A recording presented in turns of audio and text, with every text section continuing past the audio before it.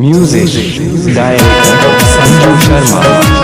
Mix Pallavi recording studio Machhiya. Present by Shubham films by DJ Sanju Sharma.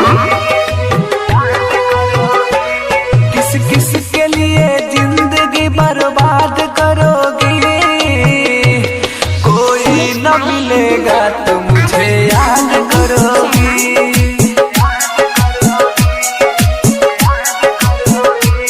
किस किस के लिए जिंदगी बर्बाद करोगी, कोई न मिलेगा तो मुझे याद करोगी।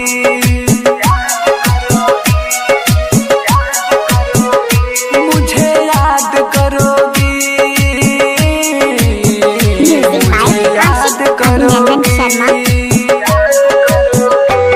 किस किस के लिए जिंदगी बर्बाद करोगी, कोई न मिलेगा तो मुझे याद करोगी।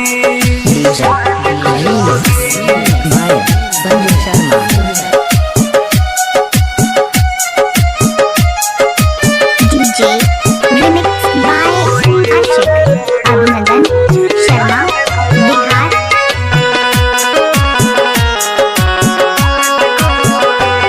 छोड़ के जाती हो एक दिन आना पड़ेगा, दुनिया हमारे की ठोकर पछताना पड़ेगा। छोड़ के जाती हो एक दिन आना पड़ेगा, दुनिया हमारे की ठोकर पछताना पड़ेगा। हालात अपने दिल की ना बता पाओगी, हमसे भी अब नजर ना मिला पाओगी। अब फिर न कभी सूरत पे नाज करोगी, कोई न मिलेगा तो मुझे याद करोगी।